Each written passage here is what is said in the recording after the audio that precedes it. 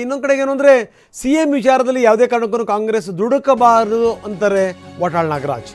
ಏನಾದರೂ ಆ ರೀತಿ ದುಡುಕ್ಬಿಟ್ರೆ ರಾಜ್ಯಕ್ಕೆ ಅಪಾಯ ಕಾದಿದೆ. ಇದು ವಾಟಾಳ್ ನಾಗರಾಜ್ ಅವರ ಹೇಳಿಕೆ. ಅಷ್ಟೇ ಅಲ್ಲ, ಅವ್ರು ಇನ್ನೊಂದು ಹೇಳಿದ್ದಾರೆ, ಸಿದ್ದರಾಮಯ್ಯನವ್ರನ್ನ ಬದಲಾವಣೆ ಮಾಡಿದರೆ ದಂಗೆಯಾಗುತ್ತೆ ಅಂತ. ಹೀಗಾಗಿನೇ ಹೈಕಮಾಂಡ್ ಅಳೆದು ತೂಗಿ ನಿರ್ಧಾರಕ್ಕೆ ಬರಬೇಕು, ಯೋಚನೆ ಮಾಡಿ ನಿರ್ಧಾರಕ್ಕೆ ಬರಬೇಕು. ಏನು ಸುಮ್ಮನೆ ನೀವು ಅಧಿಕಾರಿಗಳನ್ನು ಟ್ರಾನ್ಸ್ಫರ್ ಮಾಡ್ದಂಗಲ್ಲ ಮುಖ್ಯಮಂತ್ರಿಗಳನ್ನು ಬದಲಾಯಿಸೋದು. ಇದು ವಾಟಾಳ್ ನಾಗರಾಜ್ ಅವರ ಎಚ್ಚರಿಕೆ. ಗಂಭೀರವಾಗಿ ಸಿದ್ದರಾಮಯ್ಯನವ್ರನ್ನ ಬದಲಾವಣೆ ಮಾಡೋದು ಇದೆಯಲ್ಲ, ಅದು ಒಳ್ಳೆಯ ಬೆಳವಣಿಗೆ ಅಲ್ಲ. ಬದಲಾವಣೆ ಮಾಡಿದ್ರೆ ಇಡೀ ರಾಜ್ಯದಲ್ಲಿ ದಂಗೆ ಹೇಳ್ತಾರೆ ಜನ, ಅದು ಸುಲಭ ಅಲ್ಲ.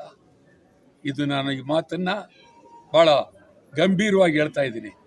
ಯಾವ ಕಾರಣದಿಂದ ನೀವು ಬದಲಾವಣೆ ಮಾಡ್ತೀರಿ?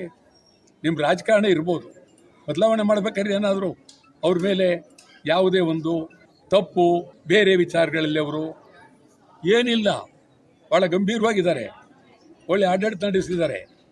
ಮತ್ತು ಆ ವಯಸ್ಸಿನಲ್ಲಿ ಯಾರು ಕಾಂಗ್ರೆಸ್ನಲ್ಲೂ ಆ ಥರದವರಿಲ್ಲ, BJPಯಲ್ಲೂ ಇಲ್ಲ, JDSನಲ್ಲೂ ಇಲ್ಲ.